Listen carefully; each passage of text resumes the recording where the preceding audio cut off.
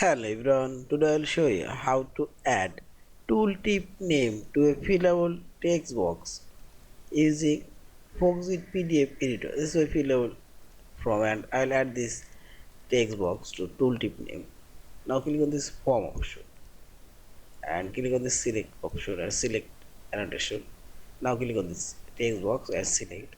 Now press right button for your mouse cursor and select here properties option. This properties dialog box go general option and here you will find this tooltip name. Now you can remove it or you can change this name and rename it box into and see this. Now select close and go hand option, again go this select and check it and see this tooltip name now since in this way you can change all of these text boxes or specific text boxes tooltip name. Yeah, thank you for watching. Please subscribe, like, share and comments.